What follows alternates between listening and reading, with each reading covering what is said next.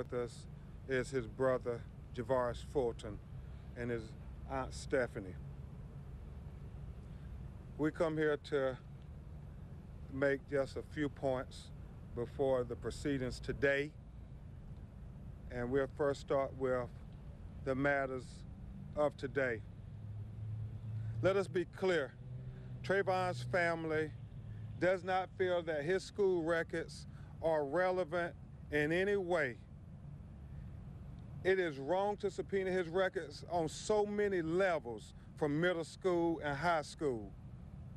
It is very offensive to them.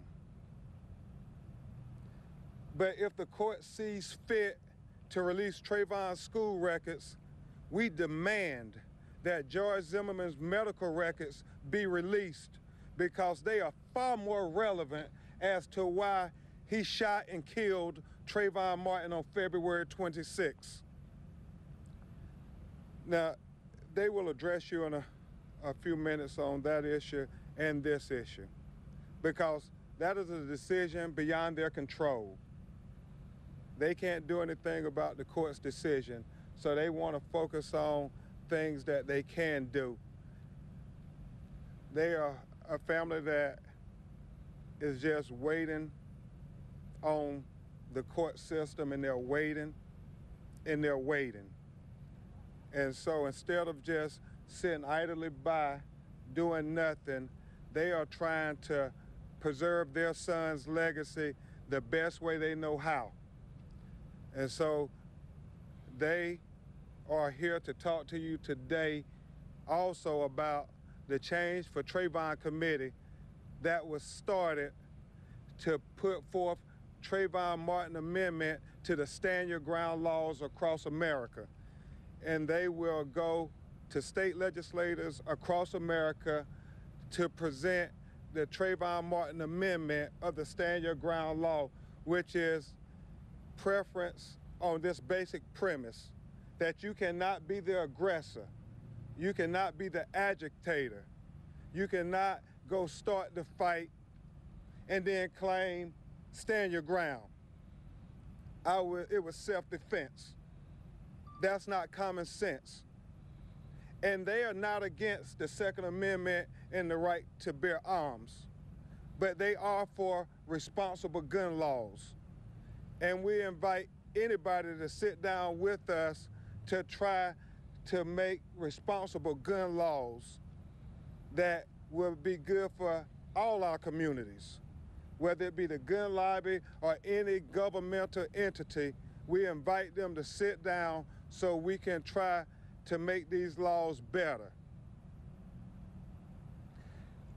Now you will hear from Ms. Sabrina Fulton, Trayvon's mother, and then Mr. Tracy Martin, Trayvon's father, and then Attorney Parks will make some comments and we'll try to answer some of your questions. Ms. Sabrina Fulton. I hope you all have not forgotten about my son, because I certainly have not forgotten about him. It's important to remember that Trayvon was a minor. He had just turned 17 years old. He was just a kid up against a grown adult. So it's very difficult. That's the reason why we created and we have supported the Change for Trayvon committee, which we will draft legislation so that we can take to the legislators so that they can support us, because we definitely need to change these laws. We need to revise these laws. I'm a mother, and I'm just asking any mother that has a son to support me. Please go to the website and please support us with this effort. Mr. Tracy Martin. Good afternoon.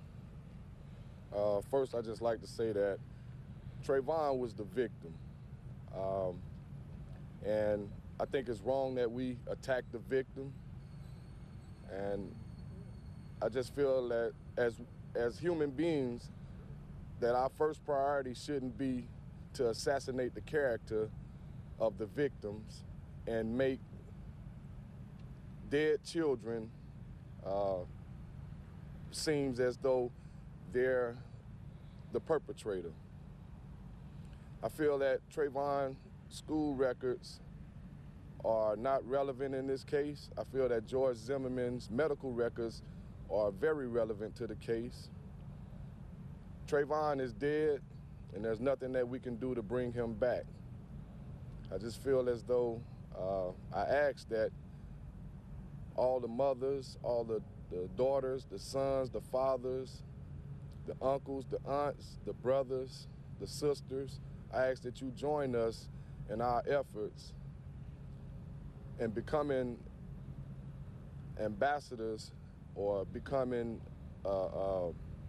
spokespersons for change for Trayvon. We feel as though together we can make a difference. So we ask that you visit Change for Trayvon and assist us in becoming spokesmen for Change for Trayvon. Thank you. Thank you very much. Again, really important that you all understand the position that we really hope and believe that this court today will not be inclined to release Trayvon's school records for the simple fact that it's just not right that the victim's whole life be put on trial when the only issue is what happened the night of this particular situation. Secondly, on behalf of Trayvon's parents, the Change for Trayvon Foundation, changefortrayvon.com, is so important to anyone out there who wants to assist and be an agent of change for these stand your ground laws.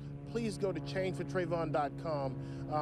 It's a very important part of their advocacy to try and change this law that has been so controversial and so detrimental in this case. Also, please note that Tracy and Sabrina came here today so everybody will understand that this is important to them, that their son is the victim. And this is the old classic method of attacking the victim. It's nothing different from when you attack a rape victim for saying, oh, look at their conduct in the past, or look what they were wearing. It is no different. And we cannot be distracted what the crux of the matter is in this case. And that is that George Zimmerman, for whatever reasons, profiled, made a conscious decision to get out of his car and pursue Trayvon, who was unarmed, and shot him in the heart. And Trayvon is not here to tell us his version. So why is it relevant about his school records or his Facebook page? George Zimmerman knew none of that on February 26th when he claimed Trayvon's life. And we'll take a few questions. Yes, ma'am. Mr. Crump, with all due respect, I have to play devil's advocate here. Please. And ask, what is it in Trayvon Martin's school records that you don't want to get out? Is there something in there that could... Thank you for that question. It is absolutely nothing that we find relevant in Trayvon's school record. We just think it is a terrible precedent to set that a dead child's school records is now berated by his murderer as justification for his killing. And that is, it's a very, very principled matter here, because this is a slippery slope. So this precedent that we're setting now, if they kill your unarmed child, they then get to say, well, let's look at his school records. Let's look at his Facebook page. Let's look at anything we can to attack his character. Never mind that he didn't even know who your child was the night of February 26th. And so, again, if the judge in the court see fit to release his records, that's beyond our control. But we demand George Zimmerman medical records be released, because they are far more relevant in this matter. Trayvon's confidential school records are not relevant, but if his confidential school records are going to be released, George Zimmerman's confidential medical records should be released. Should George Zimmerman's social media posts prior to the shooting be part of this case? You know, I think that the clear thing on that there is when Mark O'Mara got in the case, one of the first things he did was took down his social media page. And that's what he did. And so the big difference here is that George Zimmerman can authenticate whether that was his postings or not. As we have said all along in this case, Trayvon Martin is not here to give you his version on any issue because George Zimmerman shot and killed him on February 26th. So there is no way we can say if this was a real posting or was this something that he retweeted or something that somebody posted for him. We all know about the bogus pictures that they put up saying that it was Trayvon in the bogus Twitter account. So it's no way to authenticate that. But that leads us away from the crux of the matter. It's what happened on February 26th that is relevant. Are we to go back and get his baby records now? But you're saying that applies to George Zimmerman too. Anything before the 26th is irrelevant. You know what I'm saying?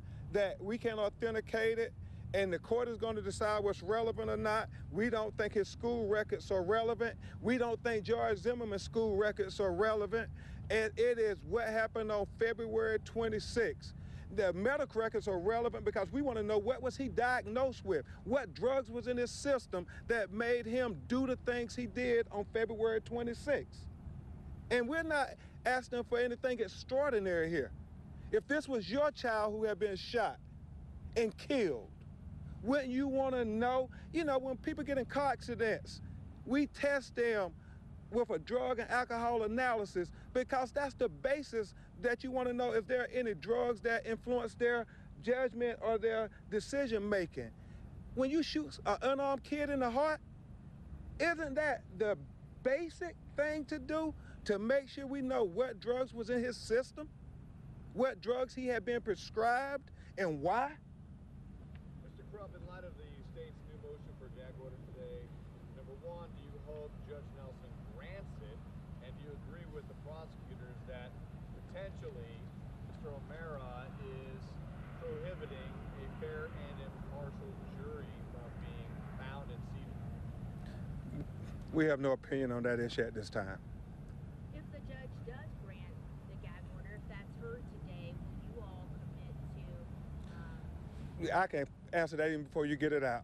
We will stand by any ruling of the court. Sabrina Fulton and Tracy Martin and their family have said all along they will respect the rule of law. They are not telling people to take the law into their own hands, nor are they trying to take the law into their own hands. They are only trying to get simple justice for their child. And think about it from their perspective. They are trying to have so much patience and so much faith in their system.